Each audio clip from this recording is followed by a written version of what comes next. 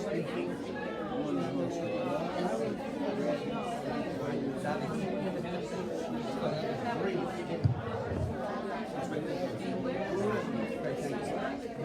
right, good afternoon, everybody. I hope everyone enjoyed their lunch. If you didn't, you can let me know after. Meanwhile, I've been getting outstanding feedback. I've gotten a 12 out of 10 rating, so we'll hope that continues. I want to thank Dino, our neighbor, and the new restaurant, Middle Eastern Cuisine, for his catering specialty. And want to thank you all for your patience with all the lines and everything. I hope everyone enjoyed. If you didn't, I want to know about it so we can fix it for next time. Part 2.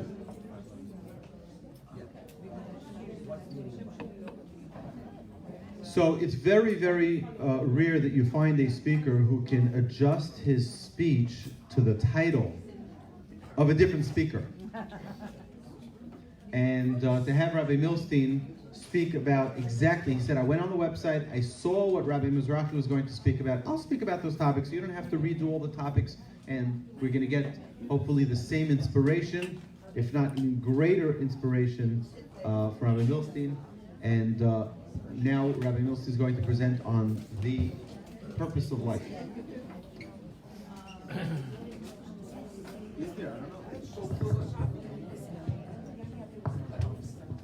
I was not only going to speak about the same topics, but I was going to have my name legally changed.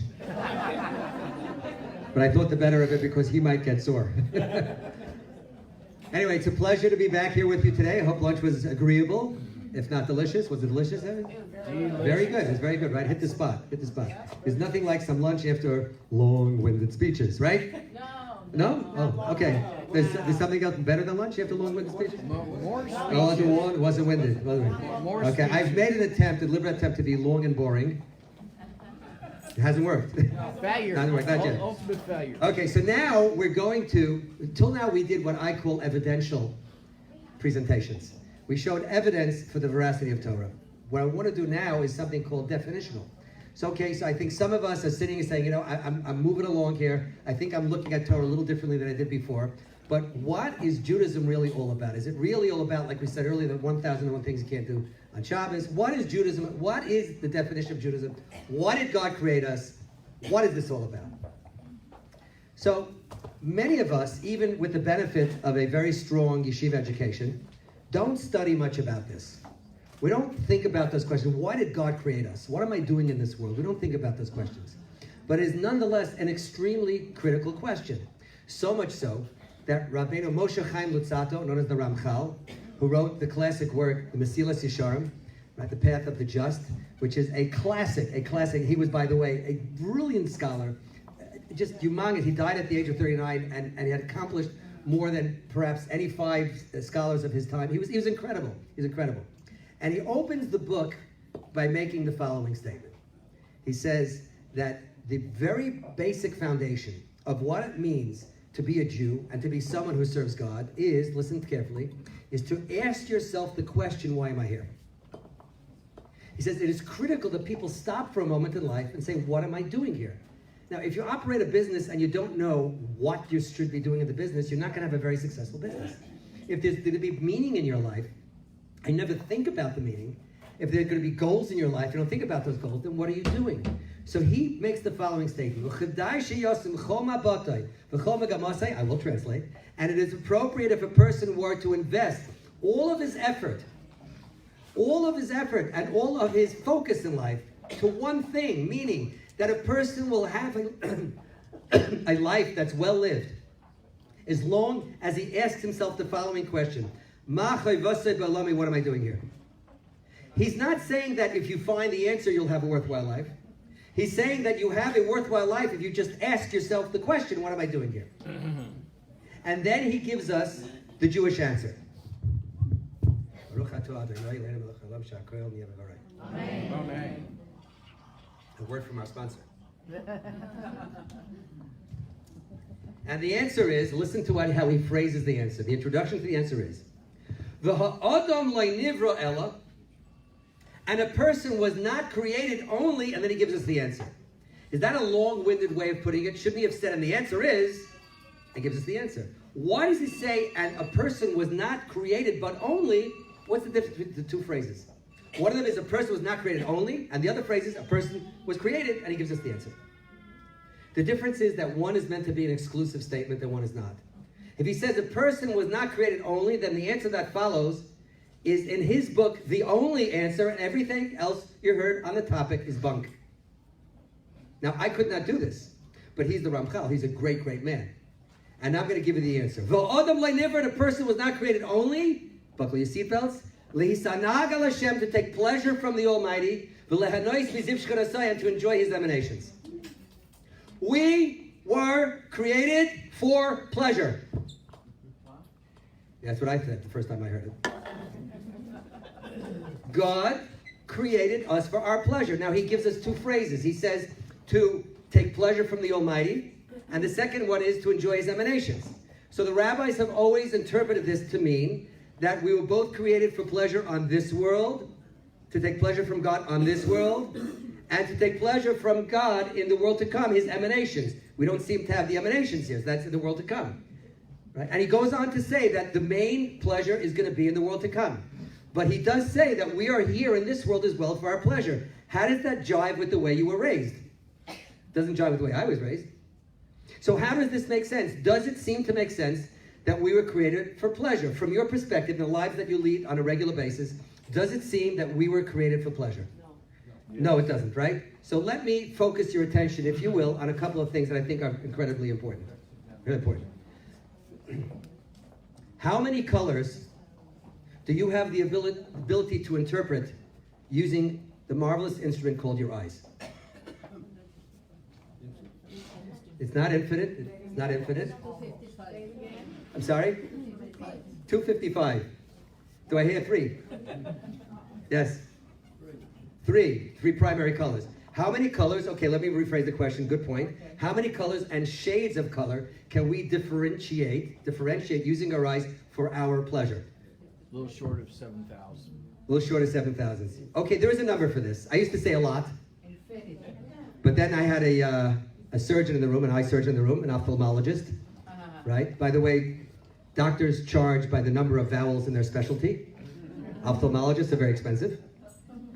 And he told me, now that we have pixelation and we have the digitization of color, the human eye can differentiate between simultaneously 16.8 billion colors. 16.8 billion colors. And the question I have for you is, what is that good for? I know what fingers are for. They're called fine motor manipulation. I know what your eyes are for. I know why do you see in 16.8? Let's go back to memory lane just a little bit when all the television sets were black and white. Remember that? There was a show called Bonanza. Remember that? Okay? So, I watched it in black and white as a kid. I could see everything. I watched Superman in the 1950s in black and white. You could see everything. So why did they bother to put into color? For your pleasure. That's all it's for. Did you know that all mammals are colorblind? Yeah. The only mammal that sees in living color is the human being. They're all colorblind. Why don't they see in color as well? Because they were not created for their pleasure. I know this is controversial. Not where I come from, actually, but yeah. But the human being is created in a more sophisticated fashion because we uniquely were created for pleasure. Now, don't get a little too nervous here. We're the first people who preach against the cruelty of animals, and we beat the rest of the world by 2,000 years. Like, don't go lecturing us on being nice to animals. We know. Right? But I want to make a very important point. That does not mean that we are animals. Like many people have you believe that we're no better than animals. No, we have an ability to be able to differentiate between 16.8 billion colors. And let me tell you what it's really good for. See, when I was a kid growing up, we were poor. We lived in Brighton Beach. We were really, really poor. And my father would go away from time to time to raise money for the yeshiva that he taught in. He used to go to Canada to raise money. And when he came back, we were a large family, a bunch of siblings, and my father would bring a gift for every one of us, being the wonderful man that he was, bring a gift for us. Now, he was poor, but what could he afford to buy us? And he'd buy each one of us a small box of crayons. I don't know if you remember them. They were little crayons, little box that had like 3 or 4 crayons in them. And we'd be delighted with that, by the way. Then my friend Stevie, who was my next door neighbor, his father was a traveling salesman who did very, very well. He went away often as well. And one time when he came home, he bought Stevie 300 crayons with a sharpener built into the box. You remember that one? Oh, yeah. And I would sit with envy and wonder how long it would take Stevie to get used every one of those crayons even just once. I figured a lifetime was not long enough. What do you do with burnt sienna? Remember that one? Yeah. And then we get billions of colors. So let me tell you what it's for. If you've ever been to Yosemite National Park, and you did yourself the favor of waking up really early in the morning to watch a sunrise, and when the sun came up over the horizon, and it was casting its light upon the multicolored rocks there, if you only can see in 200 colors, you say, wow, that's pretty good. But since you can see in 16.8 billion colors, at the moment that those purples become golden, and the goldens become fiery red, you stand there and you overdose on goosebumps, and you go, man, God's great. That's what it's for. It does not serve any other evolutionary purpose. You don't need 16.8 billion colors to get on goats, see in black and white, and they've done fine. So we were created seemingly surrounded by a tremendous menu of pleasures, but there's more. How many different taste experiences exist for the human palate? Now you're nervous to answer, aren't you? I don't know, but a whole lot. Because I know you can compute things by combining their possible variation and combinations. So let's say there's sweet, and there's sour, there's pungent, there's spicy, and there's creamy, crunchy, crispy, which all makes a difference in your taste, by the way. And then there's pizza. Tens of thousands of simultaneous taste experiences. It's absolutely incredible. What is that for? Do you know that our tastes are controlled, or not controlled, are there because of the olfactory cells that we have? The olfactory cells are responsible for taste and smell. Dogs have much better olfactory cells than we do. They can sniff a bomb from a half a mile away. By the way, do you all know, you're all security conscious, how to reduce the chances of there being a bomb in your plane? The odds are about 1 about 10 million that there's a bomb in your plane. You bring your own bomb. The odds against 2 bombs being on the plane. Anyway. Don't do that. Don't do that. They'll arrest me for that. Okay. Right? So these bomb sniffing, they're incredible. They can track a person from miles away. They know the guy's coming. We can't do that. And yet, it's the same cells. And if you're spending too much money in your dog food, you're spending too much money in your dog food because it don't care as much. Now, I'm not saying it doesn't have some taste, but, you know, if you're going to get a filet mignon that costs you $300 at the restaurant, you're wasting your money. You got it? So they, of course, have olfactories, but ours are far more sensitive because we were designed for our pleasure. Let's go a little further. Can you figure out an evolutionary purpose of music? I'm not talking about beat, I'm talking about music. The complexity of music, classical music, jazz, rap, anything, right? Do you ever see a cow, like with earbuds? They're also beings. No, God gives us this incredible pleasure in a godly proportion. Look at what he does for us. It's absolutely incredible. I think that's it. You've never seen a horse either staring at a Renoir. The beauty we call art is human. It's purely human. This is for human beings. It seems that we're surrounded constantly by pleasure. If that's not enough, God redecorates the world in certain parts of the United States of America 4 times every year, consistent with the seasons. Okay, so you're bored when you're in California. Why? It's not for our pleasure. We are surrounded by an enormous amount of pleasures in our life. Now, we're very good at ignoring it and taking it for granted. But you cannot deny that we seem to be surrounded by an incredible amount of pleasure. So what we're going to do is, we're going to take this as truth, and we're going to try to take this to the max. Meaning, if you really find out now that you were created for pleasure, that should be very, very good news to you. Right? That's what I always thought I wanted in my life. But you have to have a definition of what the pleasure is about. And first we have to understand philosophically why God would create us for our pleasure. So let's do a little exercise here. There are 2 men, and they're going to be working out in a gym. We'll call one, I don't know, Arnold Schwarzenegger. Guys heard of him? 6-time Mr. Universe, whatever his title was, right? Like the strongest guy in the world at a certain part of his life. So he's at the height of his game, he's working out in a gym. And right next to him, there's another guy working out. And we'll call him, I don't know a name, but he's a 95-pound weakling that got sick and tired of the kids in college and school beating up on him, throwing down his books, kicking sand in his face, stealing his girlfriend, his cell phone. He could do nothing about it. So one day he gets good and upset, and he says, that's it, I'm not going to take this anymore. And he starts working out at the gym. So he's now working out for 2 months. What do you call a 95-pound weakling? He's been working out for 2 months? A 98-pound weakling. That's correct. 98-pound weakling. But he's working out next to Schwarzenegger. And the two of them are pumping iron. 9 o'clock, lights flash in the gym, time to go home. You find out the next morning that one of these two men on the way home from the gym picked on someone weaker than himself to beat him up. Which one was it, Schwarzenegger or the weakling? The weakling. Why? Because Schwarzenegger's got nothing to prove. Listen carefully. When you talk about motivation, the two most basic motivations that we understand as human beings is good and evil. Think about it. Almost everything you do boils down to, I know it's a little too convenient, but it works.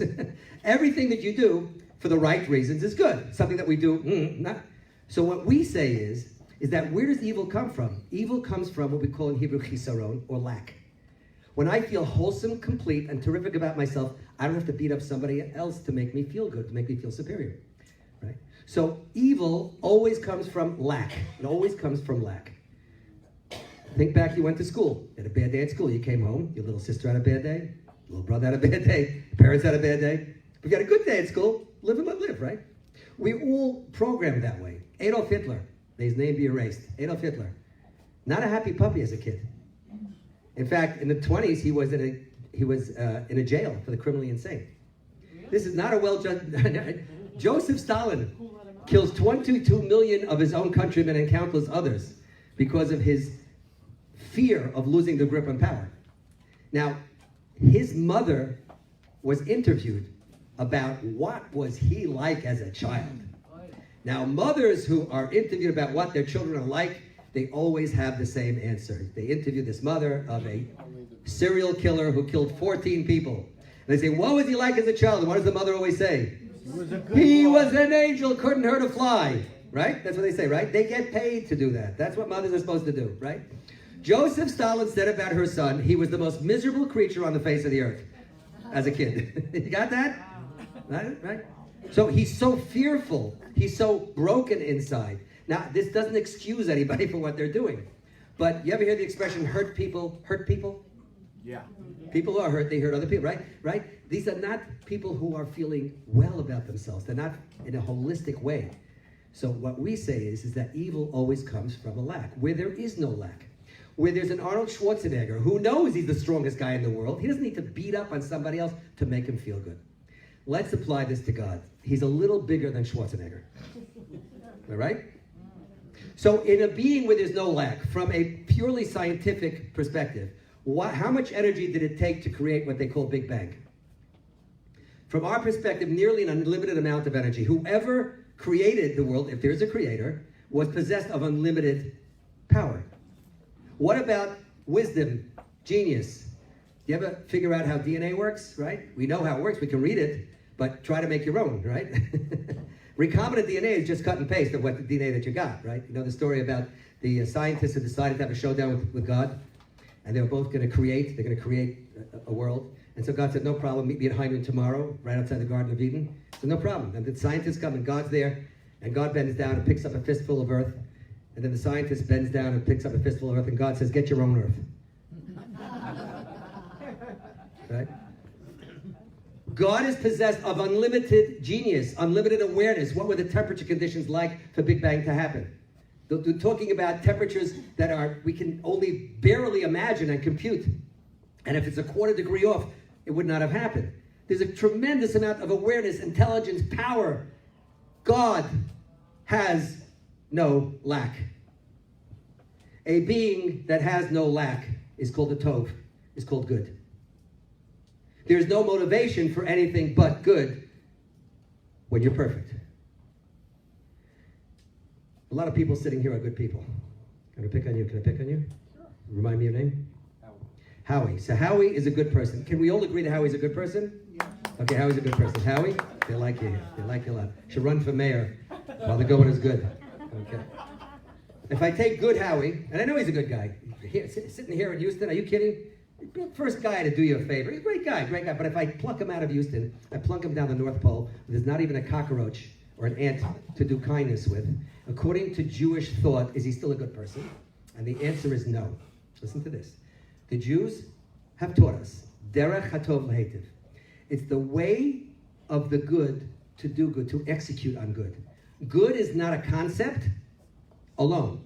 Good must be executed and acted out upon in order for it to be good. So, if we all go visit Howie on the North Pole, and we slip outside his igloo and we skin our knee, and he comes out and he's going to bring us a Band-Aid, at that point he will have defined himself as good by doing good.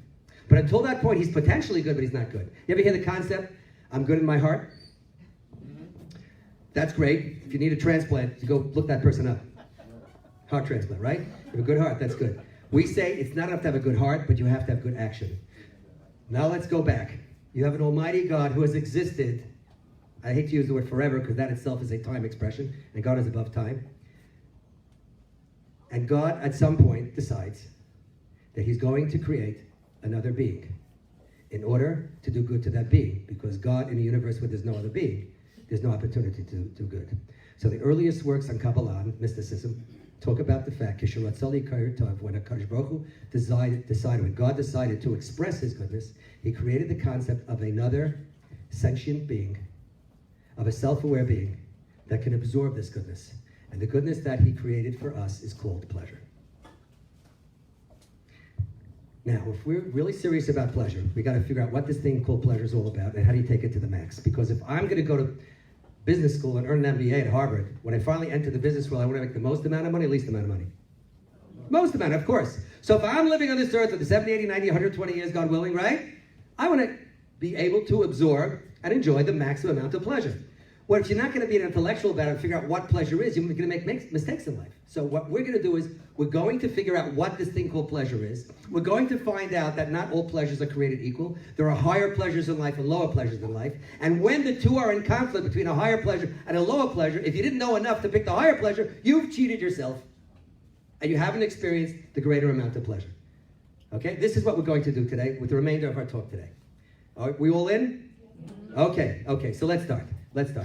Higher pleasures and lower pleasures in life. Let's try to figure out what separates a higher pleasure from a lower pleasure. It happens to be that every pleasure that you have comes at a cost. There is effort that is involved in having pleasure in life. Now, we in Western society don't like that very much. And we become people who, even things that bring us pleasure, we don't want to exert ourselves when engaged in that. That's why you have something called television, which is very, very pleasurable to some people, and it's too much to watch your favorite show and then want to watch another show and absolutely have to get up out of your chair and switch the channels manually. So we got this little clicker so you can become a complete certified couch potato. Am I right? Because in Western society, effort is synonymous with pain, and we avoid pain at all costs. But in fact, we're going to find that the more an experience is pleasurable, the more we're ready to invest in effort and pain in order to achieve it, and we do this every day in our lives. You pop a candy in your mouth, is it a pleasure? Yeah, it's a small pleasure. A stick of chewing gum, it's really great, it's refreshing, it's great. What does it cost? A nickel, a dime, 25 cents, $1, whatever it is, right? Okay, great. All right, now that's $1 worth of pleasure. But a kidney-shaped swimming pool in ground in your backyard costs what? Why are we ready to invest more money? Because obviously we are demonstrating that it is a higher pleasure. By the way, how do you make money? Through effort. Effort equals money. How much money you're willing to spend is your own declaration of how much you're going to enjoy something. I'm not going to spend a plugged nickel for something I don't enjoy at all. I will spend a nickel on a piece of candy, and I'll spend maybe $100,000 in a swimming pool, right? And on and on and on it goes. So effort is not only something that we do to everybody. Now, I want you to think for a moment, what is the opposite of pain? Pleasure, right? That's not correct. A lack of pain or comfort is the opposite. But in Western society, we have come to equate pain and pleasure as opposites. When in fact, pain is often the price, the medium, the currency that you have to invest in order to get pleasure in life. I'll give you a story which I think will make it very clear. So there are two men who are going to run in the Olympics. They're both going to win medals. One's going to win gold, one's going to win silver. Who's going to enjoy the prize more? The gold, of course. Not so fast. Let me tell you the story about these two guys. The guy's winning the gold. His name is Matumba. He comes from a small village in Kenya where there's no electricity or running water. His father is the village doctor, so he's grown up middle class. And his father insists that he has to go to school, and there's no school except for one that's 14 miles away.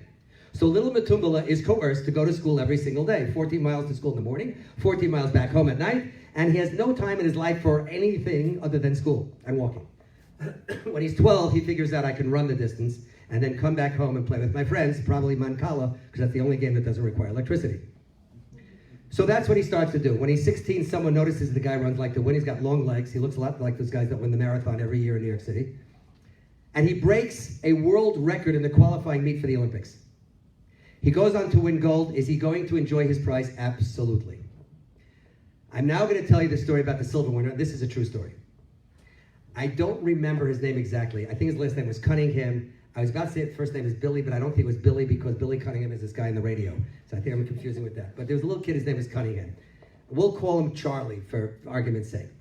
You can look it up when you go home because I'll give you some data you can look up. Charlie Cunningham experienced terrible tragedy and trauma when a fire broke through his suburban Chicago home and his entire family was killed in the fire. He was the only one that survived. He was 3 years old at the time. His legs were so badly burned that the doctor said he'd never walk again. He lost all of his toes. He was taken into an orphanage where they raised him, and they were amazed by the heart that this kid had. He had the heart of an athlete. He said, one day I'm going to run in the Olympics. They said, first you should learn to walk like a mensch, you know? But they were so taken with the kid that from the age of about 10 or 11, they brought him a coach. And he would start every single day at the track. They would massage some feeling back into his legs in the morning.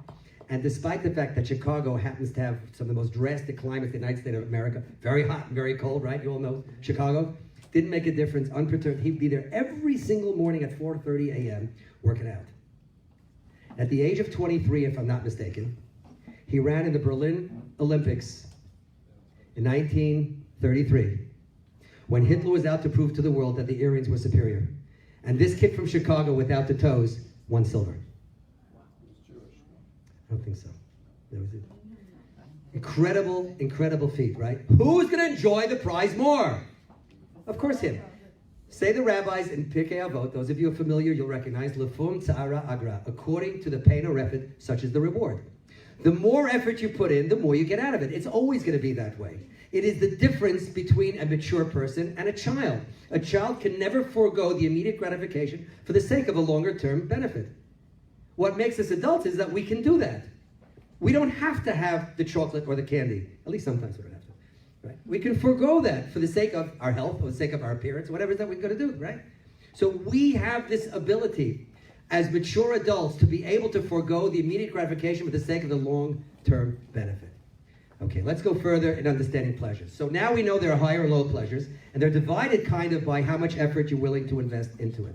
So let's go a little further. We're going to talk about higher and lower pleasures, but we're also going to talk about real pleasures and counterfeit pleasures. There are pleasures in life that are real, and there are some pleasures in life that are counterfeit. What does that mean? How can you tell what distinguishes a real pleasure from a counterfeit pleasure? So let me give you a small example of what I mean. I need to purchase something from one of you. Can I purchase the sunglasses from you? I want to purchase it. No, I'm a fair guy. I know I come from New York, but I'm fair. Okay, I'll purchase it. How about I give you 100 for the glasses? Would you sell me the glasses for 100? Yeah. No. They're probably Ray-Bans. They're probably pretty expensive, right? I don't want to quibble with you. How about 1,000 for the glasses?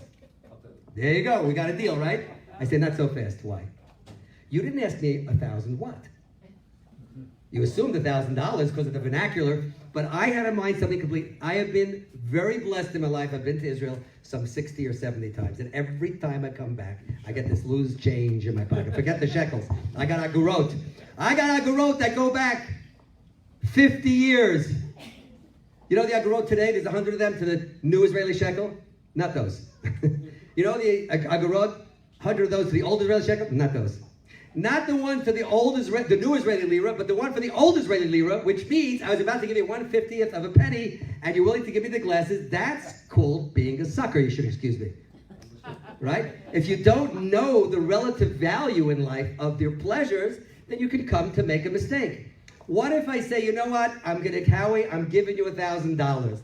And you say, great, you give me the glass, I give you $1,000, you walk outside, and there's a policeman there, he throws on the handcuffs, says, why are you walking around with counterfeit?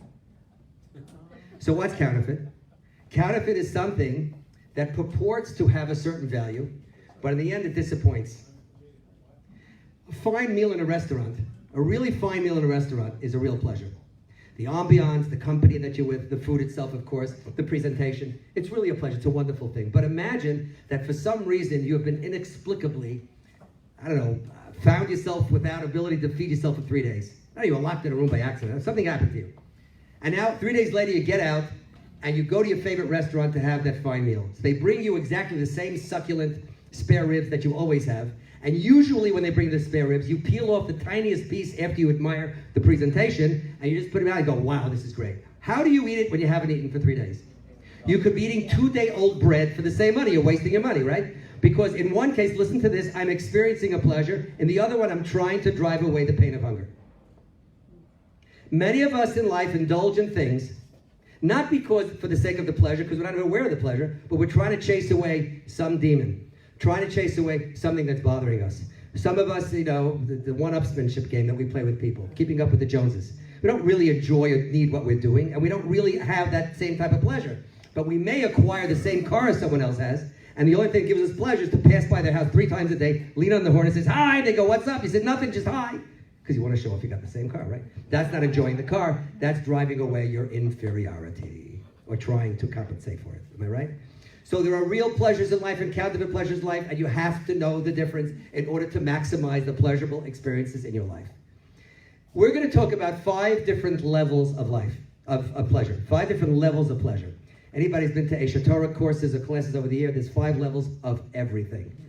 So there are 5 levels of pleasure. 5 levels of pleasure. Kind of like the 5 classes of airline travel. I experienced some of them this morning coming here. There are 5 ways to fly a plane that you did not know about. Some of them you know about. Anybody ever fly first class? Anybody Jewish ever admits to flying first class? Fly first class. How is it? Is it nice? Very nice. Very nice. What are the seats made of in first class? Leather. That's good. Not gold. No, not gold. Gold. How wide are they?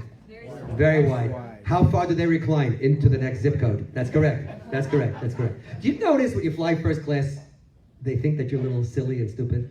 You notice that? When they come, you see, they're afraid when you fly first class that you might eat the crumbs that's on the tray from the previous passenger. So they give you a shmata, a rag, to put on it so that you wouldn't have it. Not only that, they're afraid you might fall asleep like a silly person that you are with your eyes open. So they give you a shmata, a rag for the eyes, right?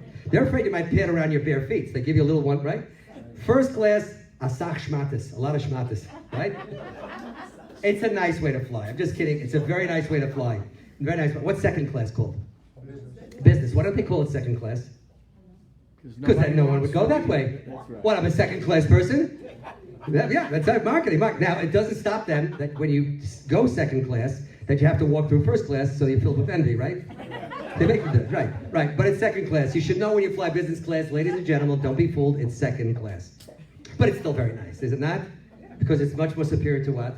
The third class. What do they call third class? Economy. Like, I'm not a third class person, I'm an economist. But I'm a housewife. No, you're an economist today, right? Because if nobody's going second class, certainly nobody's going third class. No, it's a terrible. But you know what? It's the most efficient way to fly because it gets you at the same time as first and second class for a fraction of the price. Now, if you don't mind the shoehorn that's hanging by the seats, you can ease your way into it. And traveling with your knees in your chin, as I do, right? Right? It's a good way to go. It's the most economical way to go. What's fourth class called? Much less comfortable. Baggage. Yafet. Baggage. What's it like in baggage? Cold. Right? Cold. And there's no cushion at all in the seats. There are no seats, and you get bumped around pretty good, but it gets you there at the same time as the rest of the plane. Maybe first, because baggage they unload first, right? Okay. What's fifth class called? Has no name. Very good. A pilot meets you outside the aircraft, ties a rope to the landing gear, and says, here, hang on. You're moving at fifth class, don't get you wrong. You're moving. There's action there, you know what? But what are conditions like? Temperatures of between 50 and 80 below zero, and wind speeds of up to 600 miles an hour. When you're slammed against the fuselage at 600 miles an hour and your skin is literally being removed from your hands, what might you be tempted to do? Let go. Listen carefully, ladies and gentlemen, listen very carefully. Most of the world travels fifth class. If you haven't heard this presentation, if you don't study Torah, most of the world travels fifth class. They don't know the difference. And which is, give us a fantastic explanation as to a book that sold hundreds of thousands of copies about 25 years ago. There was a bestseller that came out. The name of the book was Final Exit, 101 Ways to Commit Suicide in the Comfort of Your Own Home. At the time, it cost $25. Listen, I kid you not. At the time, for $25, you could have bought a gun on the streets of New York. Now it's about 60, by the way. If anybody wants to know. Listen carefully. If you're so depressed in life that you want to end it all, don't buy the book. Buy the gun. Just do it, right? But when you're flying in fifth class, you have the illusion of progress in life because you're moving, you're flying, right? So you may not be ready to do it today, but you're thinking about it. And you think to yourself, maybe the night I want to kill myself, it'll be raining outside and my hair will frizz. I might as well have the book safely on my shelf so I can end it up. There's a fascination in the world today with suicide. What's going on here? We're living richer lives than any people could have imagined 150 years ago, and there's more talk of suicide, more talk of ending life voluntarily. What is going on here? We don't understand the different pleasures. So I would submit to you, one of the reasons that we're not happy in life is not because we have too much of everything, but because we're not deriving enough pleasure from our experiences. And if we could figure out how to live life with more fulfilling pleasures, we would have far better lives. And it's now my privilege to present to you the 5 levels of pleasure. We're going to start with the lowest level. That's going to be level 5. Level 5 is the lowest level. It's counterintuitive. You'll get used to it. Don't worry. Okay, level 5 pleasure, the lowest level of pleasure. It requires the least amount of effort, as we just said. Level 5 pleasure, the lowest amount of pleasure, listen carefully, is the pleasure of sensory experiences in life. Sight pleasure, smell pleasure, taste pleasure, touch pleasure, hearing pleasure. These are all pleasures that you don't need to be a millionaire to enjoy. If heaven forbid you're a slave in North Korea in one of those terrible camps, and you're working hard and it's boiling hot, and you pick up your head and a cold breeze brushes by your cheek, you've just experienced a small, but nonetheless a legitimate 5th class pleasure. Sight pleasures, sound pleasures, they are magnificent, and we are surrounded by them. And these pleasures are so all over the place in the world. They're ubiquitous in our experiences, and they're there, and they're absolutely terrific. Now, I was raised as a child that you can't indulge too much in sensory experiences because it's not good for you. And I always wondered about that because as a kid, I thought it was wonderful for me. So what's wrong with indulging in too much sensory pleasure? So let me give you the Jewish insight into what's wrong with purely sensory pleasures. Any pleasure which is purely sensory, if you indulge in it enough and without any discipline, it stops delivering pleasure. It becomes not only non-pleasurable, but it becomes disgusting. How many slices of pizza can you down? I don't care how much you love pizza. One of my great little pleasures, which really is connected to some others in life, and I'll explain that a little later on, is having my grandchild sitting on my lap. I have a very cute granddaughter right now. She's kind of like my favorite. Don't tell my children. And she sits there, and I could go like this for quite a while. But what if you do it for 2 hours? First, the kid bites your finger off, right? And you say, what is this stupid thing I'm doing? You put on a new undershirt, that, you know, the cool 32 degree. Yeah, and we got those very soft, delicious undershirts. It's a pleasure to put it on. Go put it on and off all the entire day. You're out of your mind, right? Anything which is purely sensory or physical, at some point it loses its buzz, and it stops delivering pleasure. You're going to find that the Torah regulates physical pleasure more than anything else. What is the history of this country with food? How well do we do with food? Now, on one level, we have a better track record feeding our people than any other country in the world. Food is more plentiful and cheaper in this country than any place else you're going to want to go to, and I've traveled. I can tell you it's absolutely so. It's this horrific, heart-sinking feeling when you walk into a supermarket in even American territory sometimes, the Caribbean, and you walk into a supermarket, there's nothing on the shelves.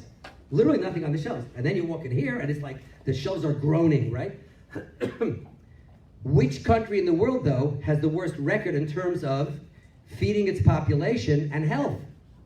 We have more obesity, more high blood pressure, more diabetes than any other culture in the world. Can you start to see that when you take food for granted and you don't actually enjoy the food, but maybe food is cheap enough that you indulge in it for other reasons, like to chase away some of the demons that we have, which is to say, you go to the office, you have a rough day at the office, and your boss looks at you with a crooked nose, and you come home at night, you're all discombobulated, and you sit down with a tub of Haagen-Dazs ice cream. They can't do that in India. You know why? Because it's a month's salary for a tub of Haagen-Dazs ice cream. So therefore, they will, when they indulge in ice cream, indulge properly. So too, when it comes to food, the Torah regulates and disciplines us with food. What must a Jew do before he puts a morsel of food in his mouth? Before that, you have to make sure it's kosher. How do you make sure it's kosher? You're not running around to the farms and the factories. So what you do is, you hire a company, like the OU, or the OK, or the other supervision services, and you pay them. You say, no, I don't pay them. Of course you do. Do you ever notice how much more kosher food costs than non-kosher food? Of course, for a reason. What's the reason? Because thousands of human hours goes into, I used to work for the OU many years ago, not in the kashrus department, in other departments, but these were my friends, and I know these people very, very well. Thousands of human hours goes into making sure that a food item is kosher. You have mashgichim, you have rabbis who live at these plants. It's incredible what they do in the far-flung places. They get paid well. That's why it's more expensive. So once food is more expensive, already you have made food somewhat more precious. You're ready to put in more effort into the food. The second thing is you have to make a proper blessing. So some people say it's so easy. No, it's not. The rabbi will bear me out if you have a stew or a soup that has the previous 5 nights' ingredients of suppers in them, like my grandma used to make. She was a Holocaust survivor, God rest her soul, right? We have to call the greatest leading decider of the generation, Rabbi Feinstein, every Wednesday night to know what bracha you make on this thing. True. Right? You have to know, you have to study. So it takes more effort to it. When you eat, you're supposed to take human-sized portions. Something called a chilagasa, not to eat like an animal eats. There's a law about that. Then there's an after bracha. Then there's a grace after meal. It goes on and on and on. The more the food is regulated, the less you take it for granted. Now, you have to be a thinking Jew to realize this. We are perfectly capable as observant Jews to go ahead and think about none of these things and just stuff our face with a Haagen-Dazs ice cream or a big bag of popcorn. We can do that too as well. But if you're a thinking Jew and you realize what goes into it, then you start to take the food more seriously. And the more you take food seriously, the more you exercise discipline and control. It's not to take away your appetite, but to make sure that it lasts for the rest of your life. We're going to speak about a mature subject. Contact between the genders. And I know, the one thing we're not as stupid. People think that some of us who grew up sheltered lives like I did, that we don't really know the ways of the world. I mean, please. I read as much as anybody else. I know what's going on. But we still choose this lifestyle. Why? I want to make a very important point. I've traveled throughout the length and breadth of this country speaking in high schools, Jewish high schools. And every once in a while, I get a kid who raises their hand. They want to be a little oppositional and tough with me. And they say, Rabbi, what's the matter with Nagiya? Anybody know what Nagiya is? Know what Nagiya is? Okay, touching between the genders when they're not married to each other, when it's prohibited to touch. Say, Rabbi, you're so old-fashioned. Like, what's the matter with Nagiya? So I say, I don't understand. What's right with it? Well, it's nothing. It's just a touch. I said, I'd like to explain something to you. In the community in which I live, there is none of that. And people date, and there's still none of that. And they become engaged. And they can be engaged for months at a time, and there's still none of that. And then finally, when they go to their own weddings, right after the chuppah, they go into a room for the first time, they can touch. I'd like to explain to you what that touch is. It's the 4th of July fireworks, for heaven's sakes. And if you keep it the way that Judaism has it, that happens every 2 weeks. Certainly once a month. That's what happens. If you keep them. It's not to take away. Do you know what's going on out there in the world and the dysfunctional relationships we have out there? It's crazy. It's absolutely nuts. The roads are littered with people in broken relationships who are scarred for the rest of their lives because they don't have any discipline or control. That every intimate detail of every single person that you've ever been with your entire life makes you vulnerable all your life. How don't you go crazy? Of course it's a great boon for psychologists. Of course it's going to hurt people. Heaven knows, even in a protected relationship, some things go wrong, it hurts. And it's something where it's just like that, where every single intimate detail is known by some, it's crazy. It's absolutely crazy. It's insane. So we say you regulate it properly. And yes, there is a lower divorce rate. Yes, there is a lower divorce rate. We have our communities. And yes, it's more exciting and people are more active in their lives, much deeper into the marriages than in secular marriages, generally speaking. Of course, there are exceptions, and I'm sure you know them. But generally speaking. So I want to make a point. You have to recognize that the more effort you're willing to put in, the better it's going to be for you. The Torah regulates the more physical something is, the more regulation there is. The less physical it is, the less regulation there is. And you're going to find in the thought arena, there are very few laws. It's like two things you can't think about, that's it. Because thought is not physical, and therefore there's no danger of somehow turning into something that was never meant to be. So physical pleasure is fantastic. It's fantastic. And the best of whatever's in the category of physical pleasure is something called money. Because let me tell you what money is really good for. It can connect you to any physical pleasure at any point in time. Before there was money, if you liked apples and you suddenly had a hankering for pears. So now you got a lot of apples in your house, you'd love to have a pear. You have to find a pear guy who likes apples suddenly and then make the exchange. But with money, you can get whatever you want, whenever you want. That's what money. So money is the best of fifth-class pleasure. Fourth-class pleasure is so superior to fifth-class pleasure that all the money in the world can't touch it, can't buy it.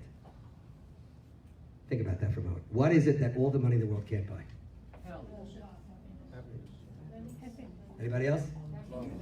Love. There you go. All the money in the world cannot buy one iota of love. Let me give you a parable so you understand. How many of you have been to Jerusalem? How many have been to Mea Sharim? Mea Sharim, very poor neighborhood, ultra Orthodox. Okay. So Mea Sharim is a community. Is it rich or poor? Who said you there? It's poor. How many in a family there? Large families, small families? Large families. Okay, so we're going to visit today with the Schwartz family. Schwartz family lives, 2 generations in Mea Sharim in Israel, and they got 14 kids. Mr. Schwartz works 3 jobs a day. I don't know, maybe 1 or 2 of them illegal. And that's how he makes ends meet, right? And Mrs. Schwartz spends her time with her children at home all day. That's what she does. So she's got the 3 youngest children at home on any given day when suddenly a knock comes out the door. And she sees a rather nattily dressed gentleman. And she says, "Can I help you?" He says, "Sure. My name is Mr. Schwartz. I'm a long-lost cousin of your husband's from New York." She says, "How can I help you?" I said, "Well, you actually can. I understand you have a lot of children and no money." She says, "That's a pretty fair summary. I have the opposite problem. I have a lot of money and no children. I will offer to swap $15 million for any one of your kids. I'll feed them right, send them to the right schools, a car at the age of 16, best summer camps. One small thing, you'll never be able to see or speak with your child for the rest of your life because I want the kid to be mine." What does Mrs. Schwartz say? No. Are you out of your mind? What do you take me for? He says, "Mrs. Schwartz, don't be so hasty. Look outside." She looks outside. There's a Brinks armored car parked outside her house. You see that truck? It's filled to the brim with $100 bills. It can only hold about $1 million or so. Look around the corner. There are 13 more parked right around the corner. What do you say now? She says, "Get lost." And he does. That night, her husband comes home at 8 o'clock in the evening from his 3rd job, exhausted. And he comes and says, "Good evening, Rachel. How are you?" She says, "Thank God, Jacob. How are you?" He says, "It's pretty good. Thank God. Anything interesting happened at the home today?" He said, "Well, a crazy cousin of yours came from New York and offered $15 million for any one of the kids. Did you take it?" She says, "Of course not." And then he turns philosophical. Her husband does. And he walks into the bedroom with a baby is sleeping. Now, mind you, it took his wife 2 hours to put the cranky kid to sleep. He takes the baby out of the crib, picks him up, and starts lifting him up and down and pinching his cheeks back and forth. And he's looking at the kid. He said, "What is it about this thing that's worth more than all the money in the world?" And the attitude that he has towards his family for the next 24 hours is completely changed. The man has fallen in love with his children. He realizes for the first time that's worth more than anything. And this magnificent feeling lasts until he comes home tomorrow night and the kids are having a food fight over supper and he gets hit in the forehead with a meatball. But am I right? Come on, it's the greatest thing in the world. More than all the money in the world. So Rabbi Noach Weinberg, who's the author of what we're sharing, the founder of Aish Torah, we have a crowd like this. He say, "Okay, so kids, a great pleasure, right? Right?" And he turns to someone and say, "Tell me something. What's the greatest joy? What's your parents' greatest joy in life?" What would the people say? Children, right? So he says, "So how many children do you have?" And they say, "1." He said, "What's the matter? Too much pleasure?" Do you want to know why we don't indulge in pleasures? Because we don't look at the pleasure part. We don't take the pleasure out of it. And instead what we do is we feel how difficult it is. And when you are going to concentrate on the effort that's involved, we make very, very bad decisions. In general in life. "Oh, that's too hard." You ever see someone who is successful? who didn't overcome 2 hards 20 times a day in his life, you cannot be successful unless you face it too hard in the face, and you do it anyway. Am I right? So we have a big problem in our society when it comes to love. We have a tremendous dysfunction and breakdown when it comes to love in our society. Because our society does not know the difference between love and the counterfeit of love. We have major, major issues in our society. Allow me to tell you a typical love story. So you have a fellow, and he's a budding trial attorney.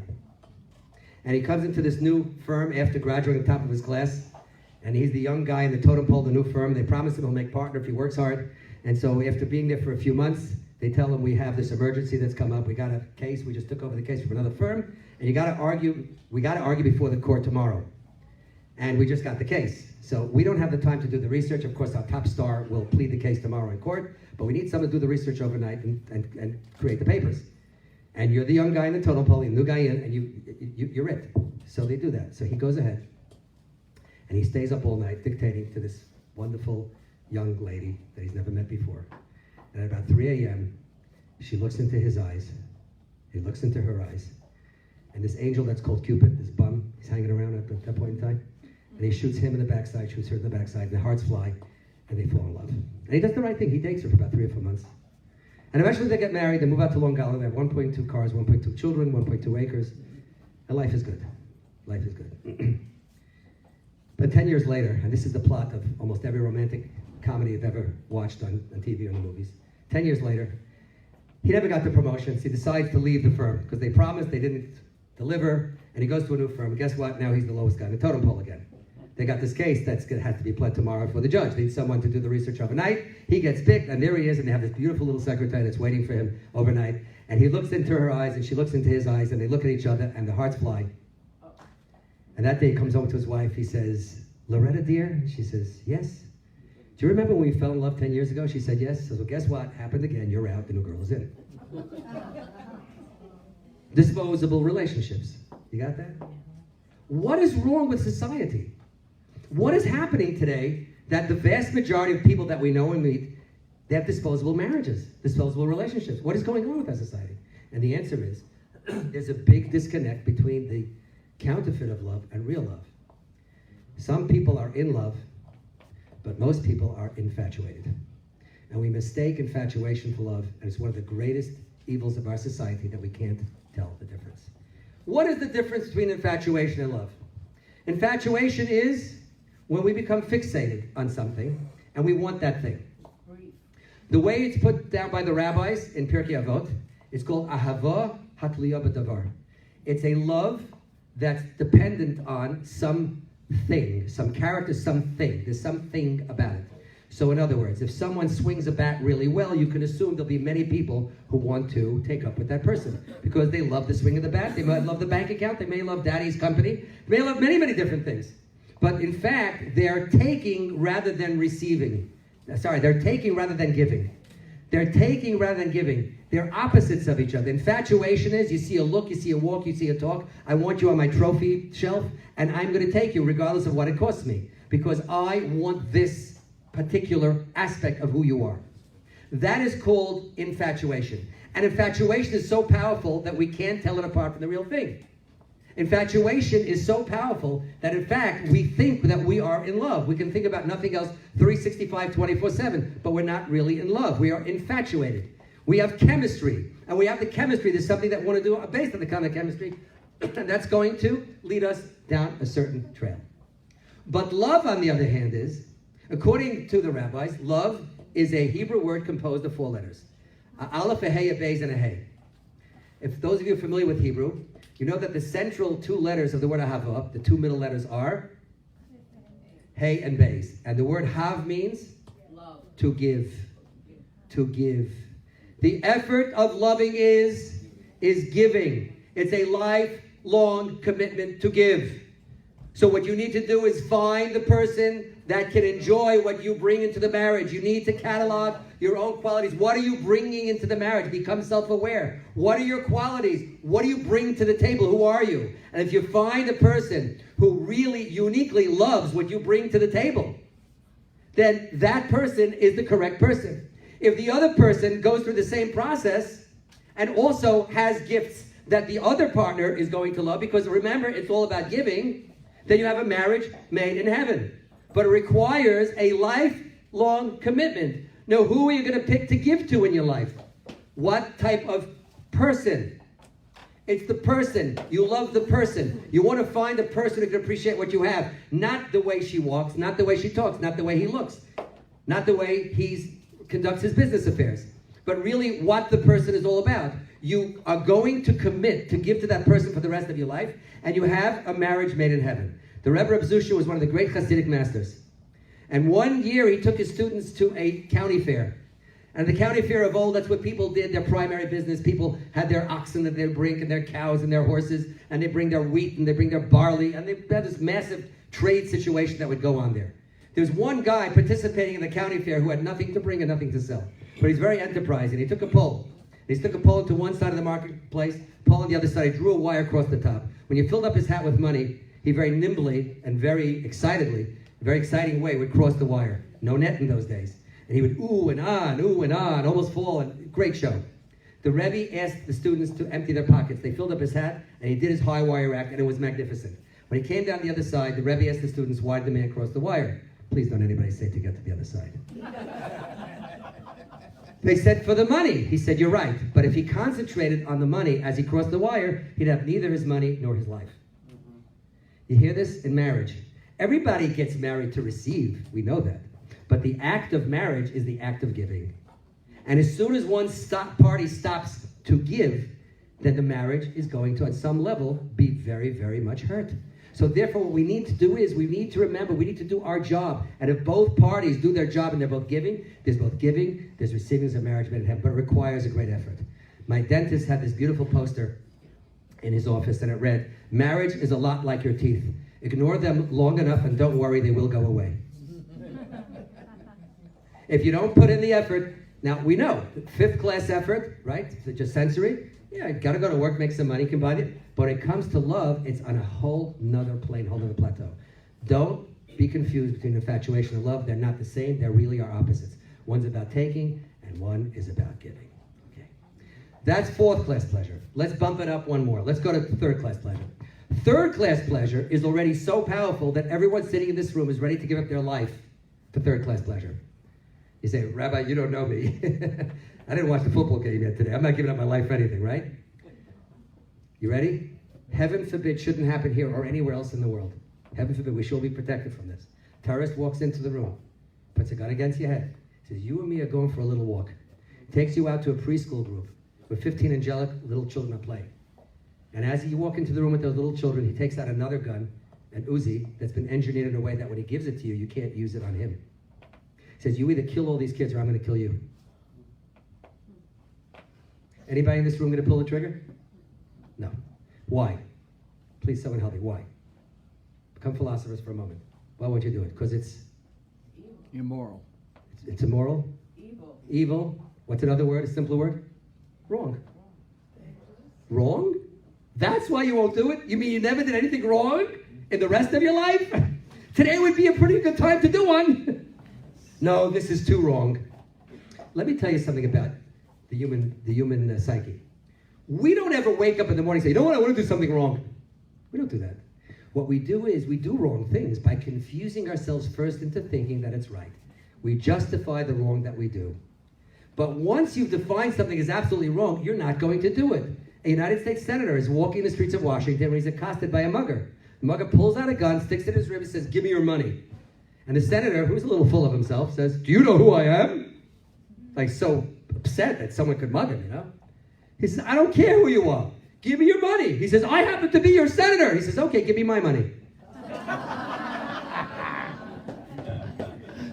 We justify.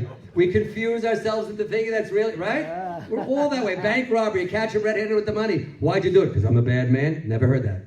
Hey, I got kids to put through college just like the bank president. I'm taking what's due me. What does it got to do with you? All right? But we always justify these things. We justify these things, right? But the truth is that once we refine the concept, nobody here is ready to stand up and do the wrong thing because it's programmed into us. You see, when we do the right thing, it creates something called self-esteem, which is necessary for our mental health. Hello. And when we do something which is wrong, it hurts our self-esteem. You know, they asked Mrs. Madoff, remember him? He made off with a lot of people's money, remember him, right?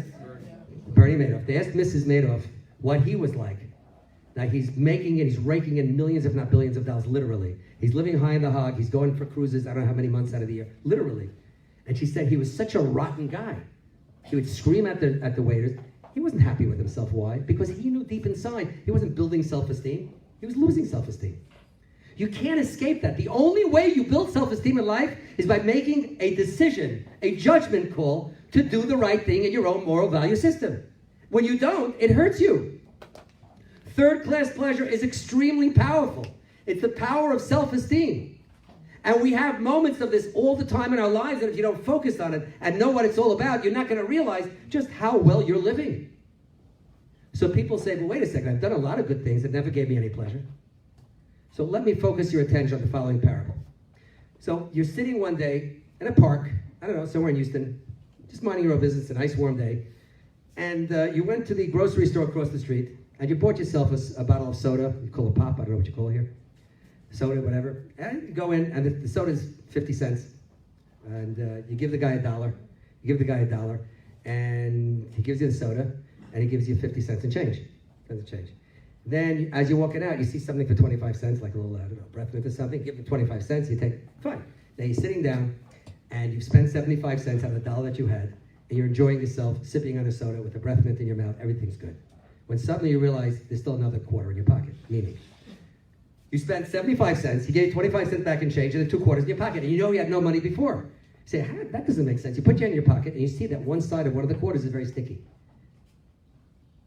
So it must have been that 2 quarters stuck together. He was mistaken. So you say, you know what? I just heard this talk from Rabbi Milstein, that if you do the right thing, it makes you feel terrific. Let me test this out and see if it works. You go into the store. They say, yo, Mr. whatever, right? You gave me an extra quarter in change. And he looks at you and he says, wow, you came back to give me back a quarter? Wow, that's amazing. How do you feel at that moment? Best investment of your life. Cost you 25 cents. And you feel like $1 million. May all your investments be so blessed. Say amen quick. Okay, there you go. Right? You realize that this is real. Wow, this really works. You sit back down, and it costs you a quarter, and you feel so good. You sit down, and now you're really having nachas from yourself. You're enjoying yourself, when suddenly a strange scene unfolds. There's a man running through the outskirts of the park. You see him from the distance. He's wearing a trench coat, and the collar's turned up. Mind you, it's 80 degrees outside. And he's running with this panicked, frightened look on his face. Okay, this is Houston. Stranger things happen. It's no big deal. He disappears off into the distance. And you notice that the path on which the man ran now has a package lying on the floor. It's right there. And it wasn't there before. You know for sure the man dropped the package. You say, you know what? I gave back a quarter. I felt so good. I'll give back a whole package. I feel even better, right?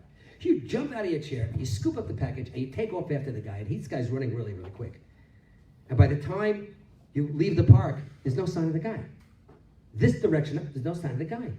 All right, you might be curious as to what might be in the little envelope that he dropped on the floor. And from a torn corner of the manila envelope, there emerges a clean, crisp, brand new $100 bill. Now you open the package. It has 500 of them. Right? If you didn't go to school in New York or New Jersey, you know that's $50,000. Right? $50,000. You quickly, your mind races to that last halakha class that Rabbi Wolbe gave. And if you find something in a public domain without any clear indicating markers, can you keep it or you have to give it back? Keep it. Yeah, you can keep it, right? But if there's no clear, it's a public domain, by the way, it's a park, so keep it. So you say, but I could keep it, but the guy looked panicked and frightened. Maybe he was on his way to something important when he dropped it, and maybe some life is on the line, but I'm not a sucker either. So you compromise. You say, I'll take an hour.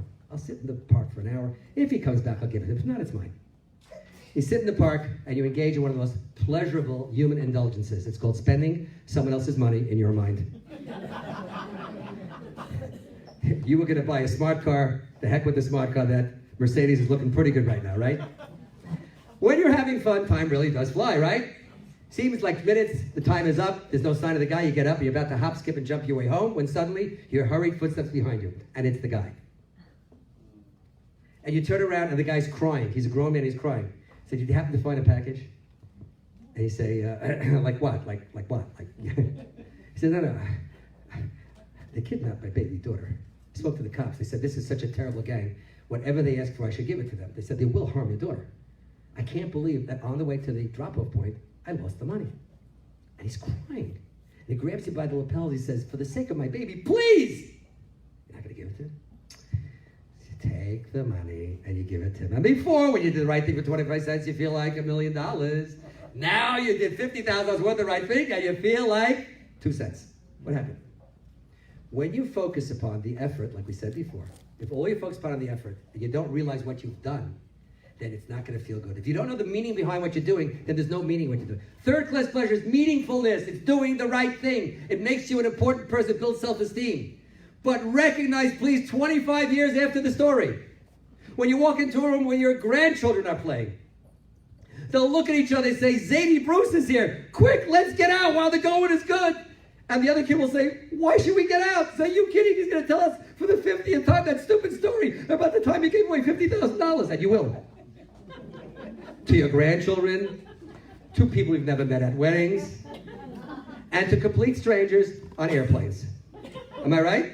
Why? Because as the distance of time separates you from the incident, the pain has dissipated to the point where you're left with doing something which is so unique and so terrific and so self-esteem building, it might become a defining moment of your life. But don't focus on how hard it is to do the right thing. That's very impossible to do the right thing. You got to ignore the cost. The lesson is, got to ignore the cost. If you ignore the cost, you're absolutely on your way to a very healthy, mentally healthy, emotionally healthy life, building self-esteem on a regular basis. Now, how many positive commandments exist for the Jewish people? 248, 613? No. There are 613 commandments in general, right? 248 are positive, 365 are negative, which really translates into, according to the best minds, about 200 that are applicable to any one person at any one time.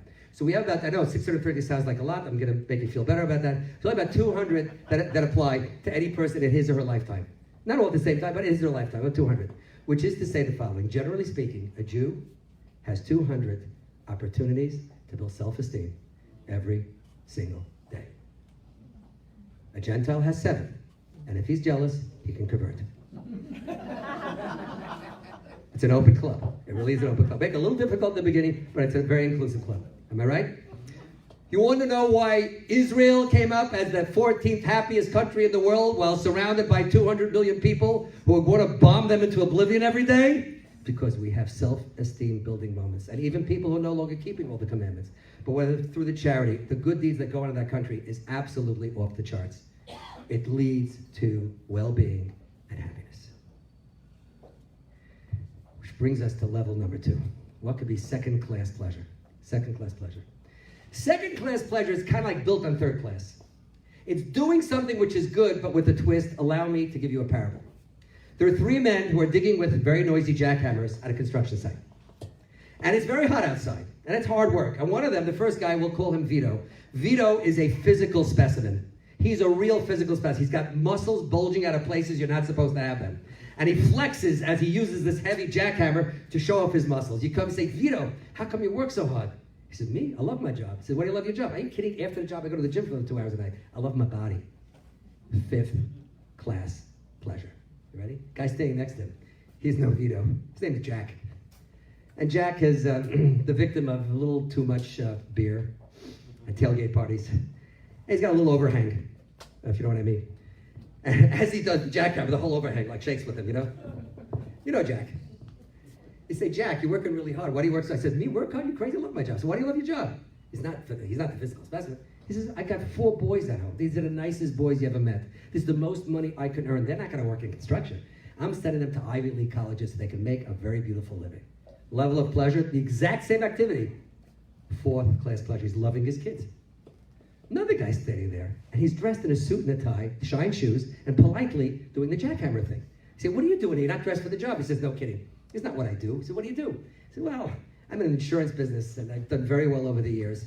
And I can leave work every day at 3 o'clock. Now, what's being built here is a hospital that for the first time will provide a cure for what was previously considered an incurable childhood disease.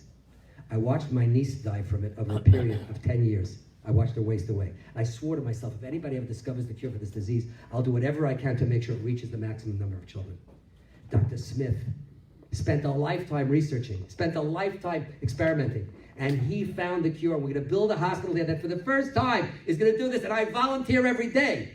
Yesterday, the gopher wasn't here. I was a gopher yesterday. The day before that, truck driver, I drove a truck. Today, this guy's not here. I got no shame. I'm doing the right thing. Lover of pleasure, third class is doing the right thing. However, Dr. Smith, who parlayed a lifetime worth of effort and creative genius, yes, on loan from God, to create the cure, has pushed the envelope of human experience farther than it's ever been pushed before. And he is enjoying the pleasure of greatness. He enjoys, he's going to leave the world a changed place for him having been there. He goes beyond what was possibly before. Second-class pleasure is the joy of creative genius, which leads you to greatness. And by the way, if third-class pleasure gives you self-esteem, second-class pleasure is that rare experience of self-actualization, where you know you're doing what you should be doing. You know that you are doing exactly what you were designed to do. That's second-class pleasure. Second-class pleasure is magnificent. It's not only available to those who discover a cure for cancer, or figure out the theory of relativity, or feed the starving. That's not what it is.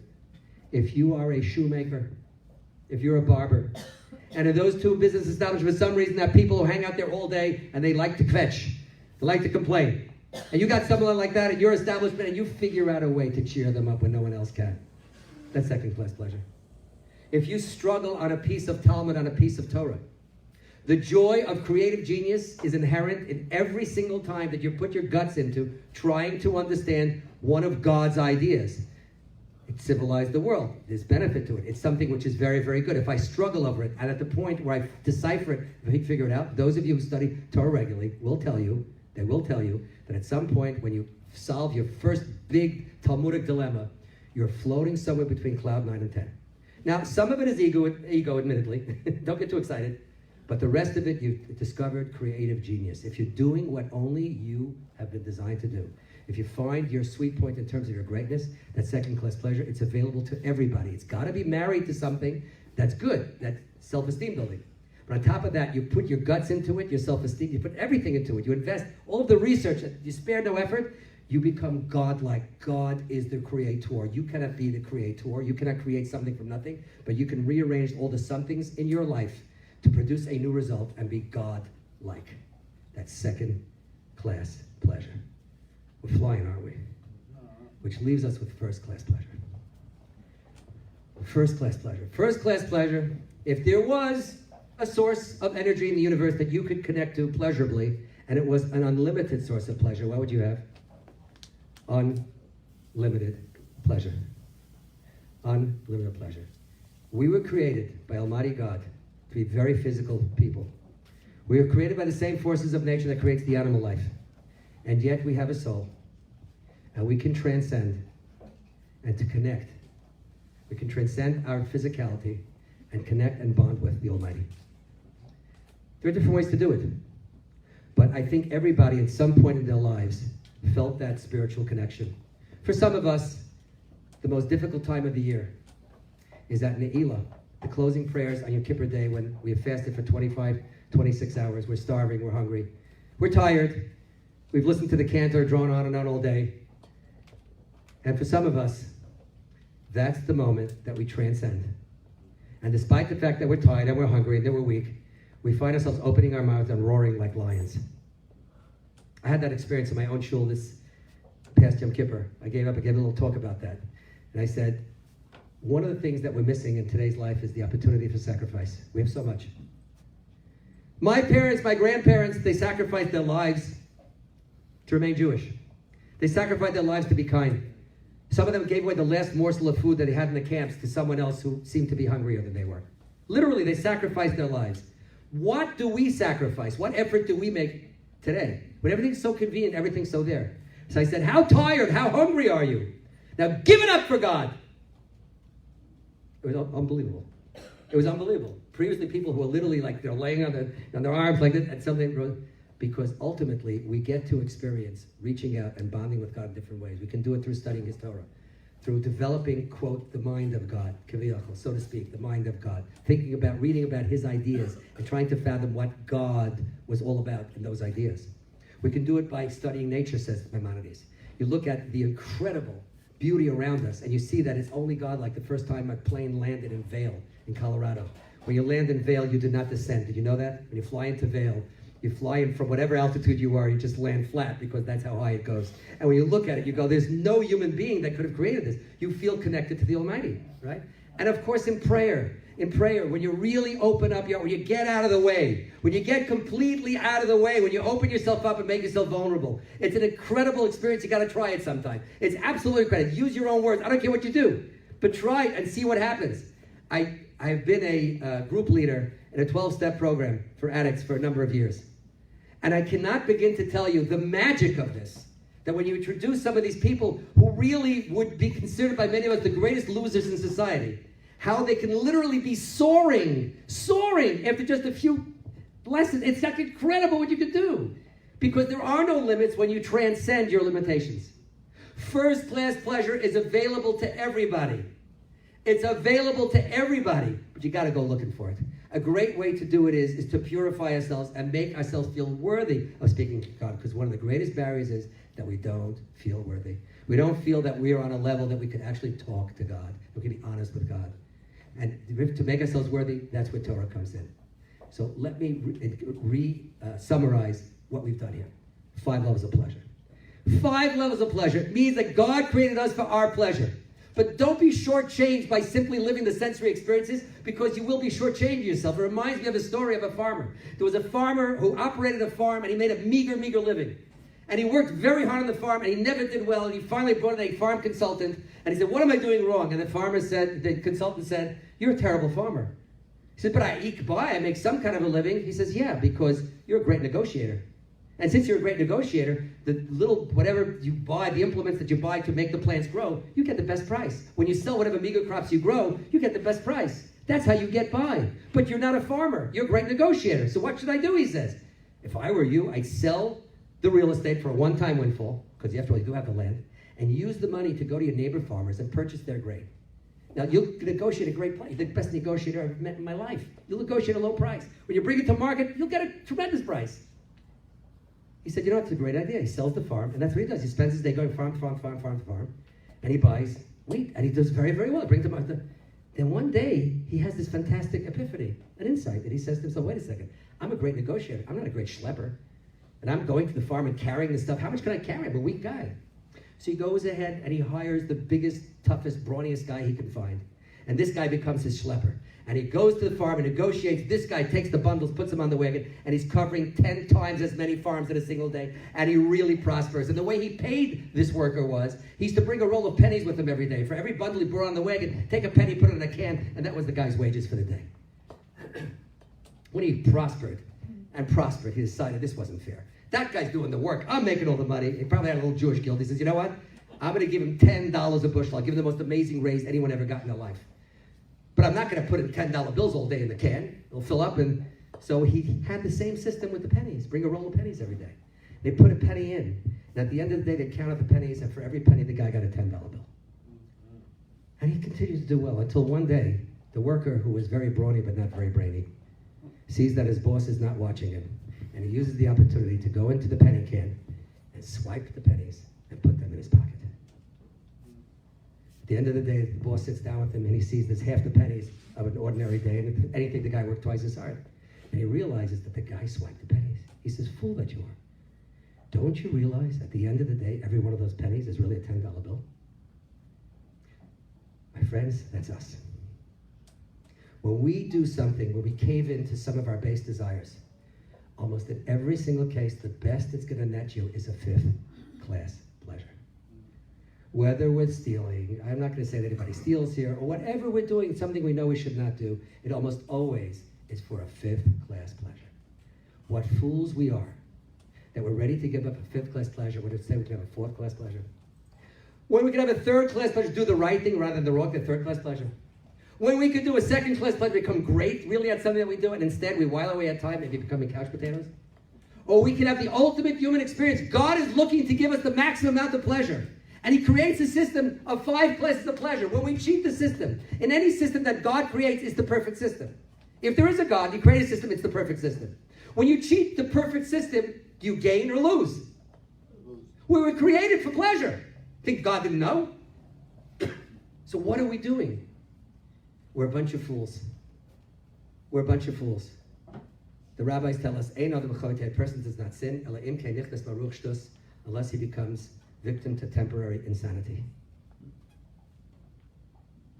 I'm asking and pleading for sanity. We did this morning the evidentiary classes. I hope it resonated. But this is pay dirt. This is what it's really all about. There's not a person here who wants to live life not realizing the maximum amount of pleasure, the maximum amount of serenity that's possible through first-class pleasure, the maximum amount of self-expression and self-actualization that's in second-class pleasure, the maximum amount of self-esteem, the maximum amount of giving that's possible, which is in a marriage. And of course, the physical pleasures are a bonus. That's what we all want. So now when you have a conflict in life, I've given you a bar that you can measure. When you have a conflict between one pleasure and another pleasure, figure out what level does it rise to, and then choose wisely. And when you do, and you have a better life, remember you heard it here and send me the royalties. Thank you very much.